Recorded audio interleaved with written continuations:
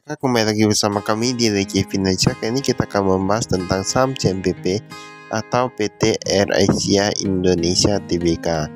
Jadi di sini untuk laporan keuangannya ini dia yang kuartal pertama 2024. Dan ada disebutkan juga untuk direktur utama yaitu Feranita Yosepi Sinaga, direkturnya yaitu Juri Suryo. Nah ini tampaknya ini dia kayak gak ada perubahan ya nih ya.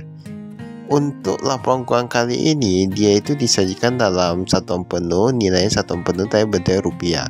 Kas serta kas kalau kita lihat di sini dia sedikit meningkat dari 56 miliaran menjadi 114 miliaran.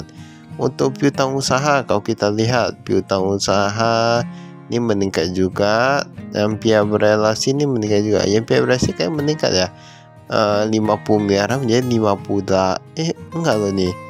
Ini cukup banyak yang pihak berhasil meningkat 50 miliaran menjadi 133 miliaran. Nah, persediaan meningkat tapi ini gak gitu besar. Total asetnya dari 6,1 triliunan sekarang menjadi 6,2 triliunan. Dan kita lihat dulu apakah itu peningkatan karena hutangnya yang meningkat atau karena ekuitas. Seperti biasa di sini ternyata hutangnya yang meningkat dari 14 triliunan sekarang menjadi 14,9 triliunan.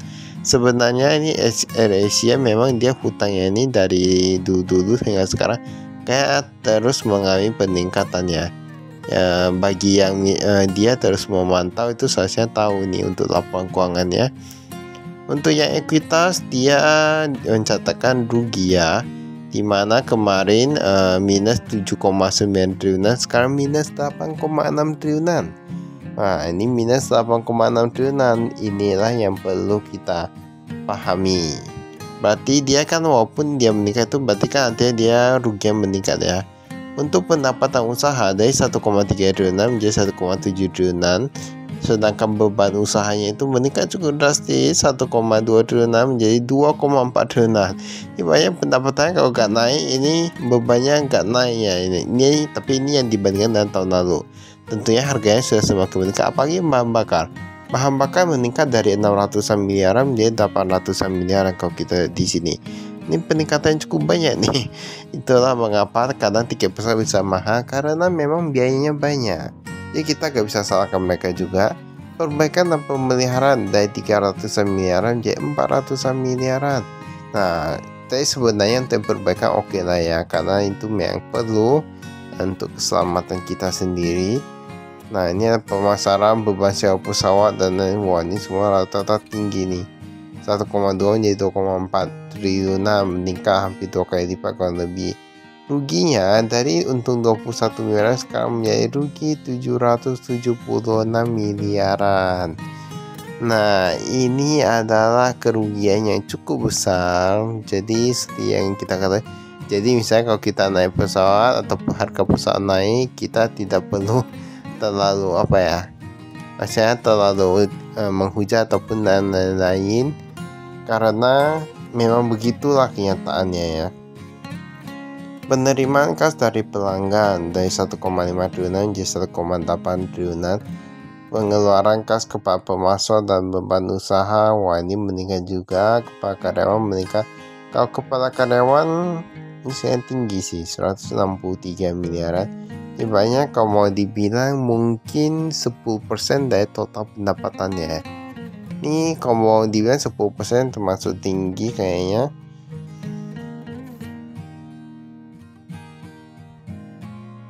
Jadi yang kayak di pesawat itu yang itu seperti yang tukang jaga lintasan, pilot, pegawai dan lain gitulah ya, pramugari. Ini ada Dewan Komisaris utama ada Tharumalingam Kanagalingam. Wah ini namanya agak cukup keren. Untuk direksi utamanya ada Feranita Yosepi Sinaga sama juga. Ini kayak gak ada perubahan sih kayaknya. Kayak gak disebutkan.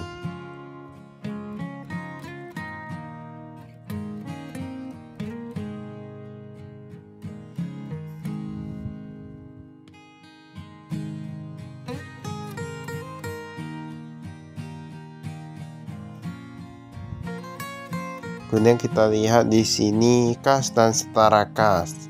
Nah, kas dan setara kas ini paling banyak mereka peningkatan di Bank Mandiri. Kemarin cuma 7 miliaran, sekarang menjadi 83 miliaran. Lalu ada Bank Sembin Niaga dan lain-lain. Ini ada rekening dolar AS, Vietnam, Singapura, Australia, Malaysia. Nah, ini semuanya mereka ada rekeningnya ya. Rekening Dong Vietnam. Wah. Ini subtotalnya dari 54 miliar menjadi 114 miliaran. Itu saya peningkatannya itu cukup banyak sih. Tapi kalau kita lihat itu kayaknya terkonsentrasi di Bank Mandiri ya dia.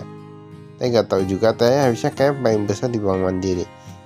Piutang usaha kalau kita lihat di sini, piutang usaha ternyata kartu kredit masih ada piutang usahanya. Tapi selain ini agak wajar memang kartu kredit karena ada piutang usaha. Langsung bayar nih perantara pembayaran, agen kargo, lain-lain, telah jatuh tempo. Wah, ini sebenarnya piutangnya cukup bagus sih, cash flow cukup bagus.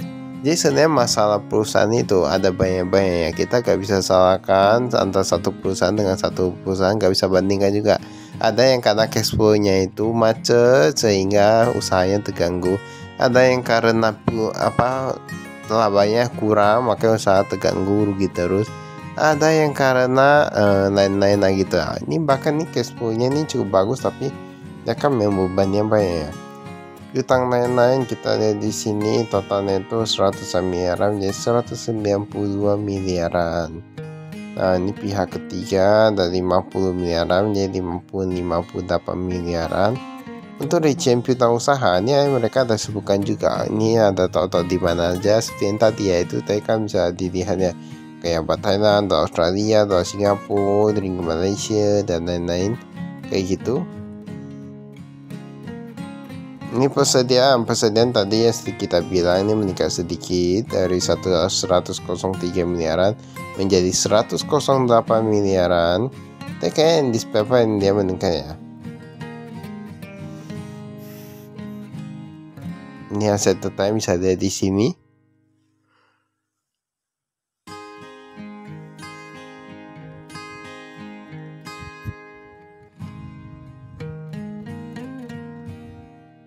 Ini ada penambahan, pengurangan, dan lain-lain.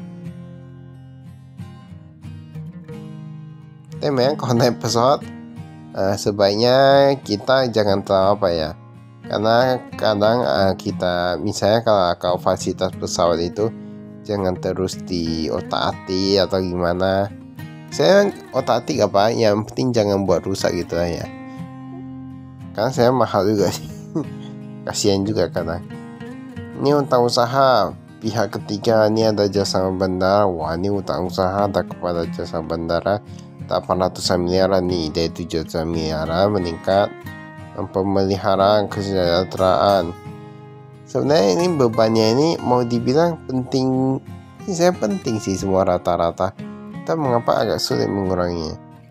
Nah, bahkan hutangnya ini lebih dari 3 bulan nih sebesar 144 miliaran. Wah, ini cukup banyak ya kalau kita lihat di sini. Walaupun sudah sedikit pengurangan penurunan untuk yang lebih dari 3 bulan.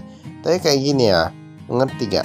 Terkadang ada perusahaan yang dia misalnya untuk menjaga agar utangnya itu terlihat bagus, agar orang-orang jadi dia sengaja pinjam lebih banyak untuk yang saat ini, baru bayarkan untuk yang utang udah agak lama. Nah, jadi ibaratnya untuk cash flow-nya itu terlihat agak cukup bagus, padahal itu hanya karena pinjam bayar gitu-gitu aja.